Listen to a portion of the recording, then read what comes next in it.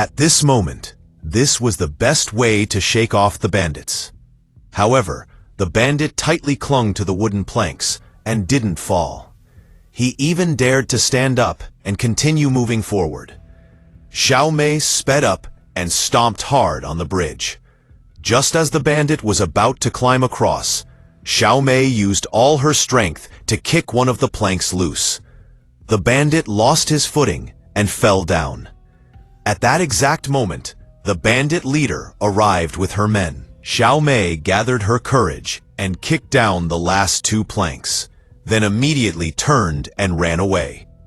One of the bandits wanted to shoot, but the leader stopped him because the girl was still on the opposite side. The leader still had feelings for the girl. The girl looked conflicted. On one side was innocent and kind Xiao Mei.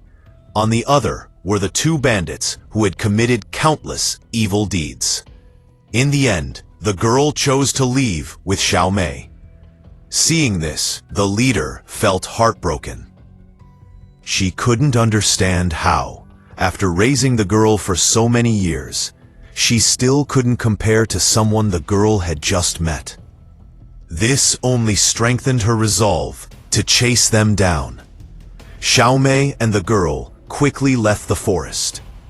Although they successfully escaped, there was no relief on their faces, only worry.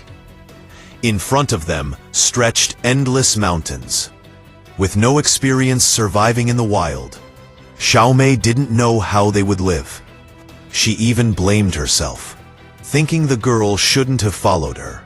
Perhaps only the bandits could give her a better life. But the girl didn't regret her decision at all. She told Xiao Mei she could take care of herself. Seeing how strong the girl was, Xiao Mei regained her confidence and continued forward with her. Not long after, they arrived at a rocky mountain. The 2 helped each other climb, but accidentally spotted a bald bandit chasing them from afar. Xiao Mei quickly pulled the girl to hide. The mountain path was steep and unstable, making it difficult for them to move, while the bald bandit was strong and fast. Xiao Mei knew they would eventually be caught. She glanced ahead and came up with an idea. She dragged the girl toward a large rock.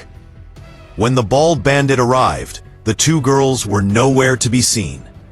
Just as he was confused, he noticed a piece of clothing behind a rock. He rushed forward, thinking the girl was hiding there. But it was just a decoy. This was Xiao Mei's trap. As Xiao Mei raised a stick to attack from behind, the bald bandit easily blocked her. Years of being a bandit had made him extremely skilled. Seeing Xiao Mei powerless, he confidently threw his knife aside and used his physical strength to pin her to the ground, a sinister smile spreading across his face. The girl picked up the knife to help, but the bandit kicked her away.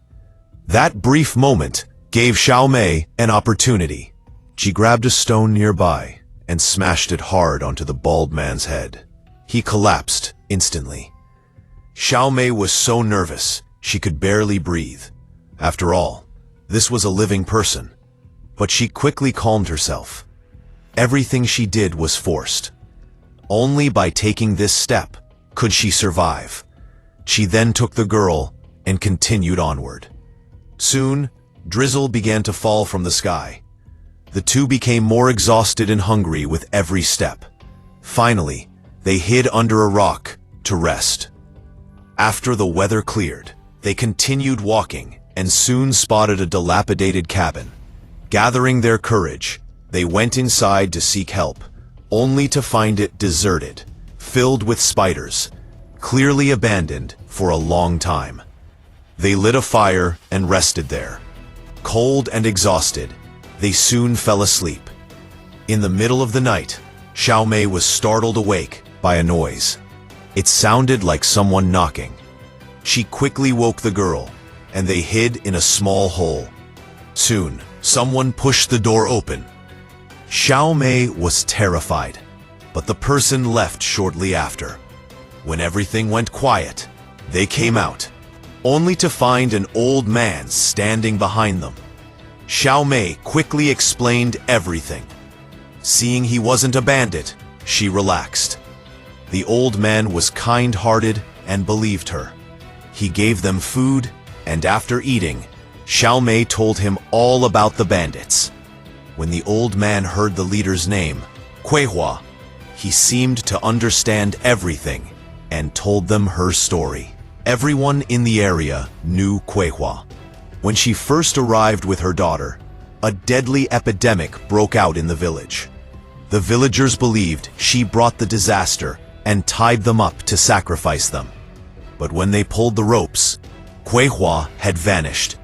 Only her daughter's corpse remained.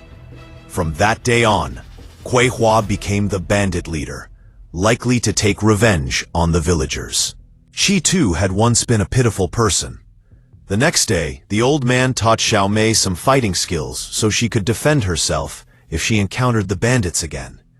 Xiao Mei and the girl stayed there temporarily, but peace didn't last long. Soon, several bandits discovered the place. While the three were eating inside, the bandits quietly surrounded the cabin. One bandit, Da Zhuang, was captured, causing the others to hesitate. Negotiations began. The leader demanded the girl in exchange for leaving. The old man refused to believe her and threatened to kill Da Zhuang if they didn't drop their weapons.